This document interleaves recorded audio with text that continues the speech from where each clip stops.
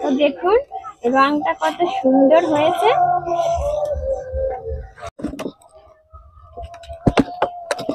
বন্ধুরা, রূপালী কিচেনের ভিলেজ ফুডে আপনাদের সবাইকে স্বাগত। তো ললিন গুড় আর গোবিন্দভোগ চালের পায়েস রান্না করবো। পায়েসটা কিন্তু সম্পূর্ণ আলাদাভাবে করবো, স্বাদটাও কিন্তু আলাদাভাবেই হবে। আজ পায়েস করার পিছনে দুটো বিশেষ কারণ আছে। রান্না করতে করতে সবটা আপনাদের সঙ্গে শেয়ার করব। ভিডিওটা স্কিপ করবেন না, আশা করছি আপনাদের কাছে ভালো লাগবে।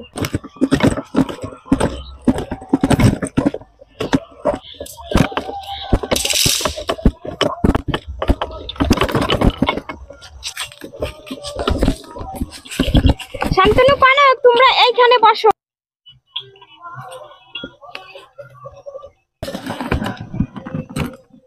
তো আমাদের গ্রামের খাঁটি গরুর দুধ।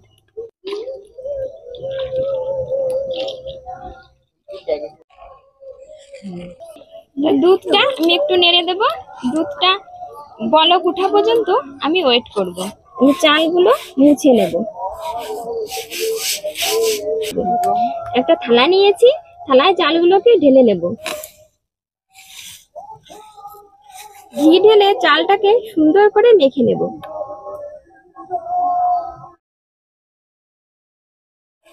চালটা মাখতে মাখতে ঘিতে পুরো চালটা মজে যাবে।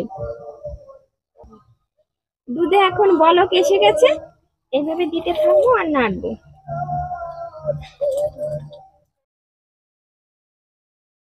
কাজু কিশমিশ কিছুই ভেজে দেব না, কাঁচা দেব। জল দিয়ে ভিজিয়ে রেখে দেব। একটু দুধ তুলে নেব।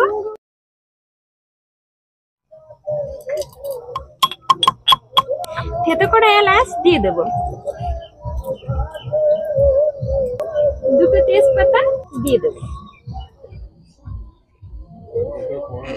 কাঁচা কাজুই দিয়ে দেব।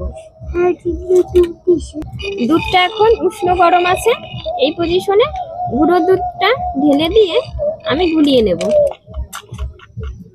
গুড়গুলোকে আমি কেটে নেব। এরকম গোটা গুড় দিলে তো গলতে দেরি হবে।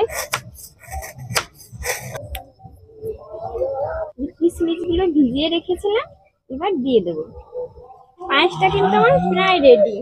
তো চালটা আমার ফুটে গেছে। এই চালটা আমি 90% ফুটিয়ে নেব। চালটা পুরো ফুটাবো না, তাহলে খেতে ভালো হবে না। 90% ফুটে গেলে এই পজিশনে গুড় দিয়ে দেব। 700 গ্রাম চালে 4.5 কিলো দুধ দিয়েছি। ললিন গুড় দিচ্ছি 800 গ্রাম। আস্তে আস্তে করে এভাবে ছড়িয়ে ছড়িয়ে দিয়ে দেবো। আপনারা যদি একটু মিষ্টি বেশি পছন্দ করেন তাহলে আপনারা আপনাদের পরিমাণ মতো দেবেন। আগে থেকে দুধটা গুলে রেখেছিলাম, এখন দিয়ে দেব।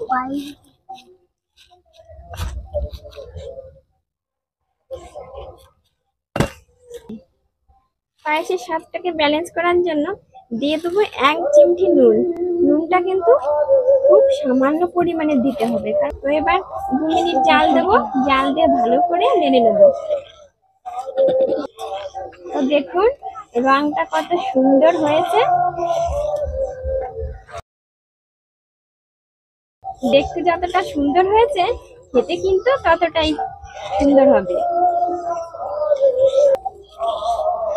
ভিডিওর শুরু থেকেই বলেছিলাম আজকের পায়েসের পিছনে দুটো বিশেষ কারণ আছে। তো প্রথম কারণটা হলো আমার এই যে রান্নাঘরটা, আজ এই রান্নাঘরে আমার প্রথম ভিডিও, তার জন্য পায়েস রান্না করে বাচ্চাদেরকে দেবো। আর দ্বিতীয় কারণ হচ্ছে আমার গোলু, মানে আমার ছেলে, ওর আর জন্মদিন। পায়েসটা কিন্তু একদম রেডি হয়ে গেছে, এবার নামিয়ে নেব।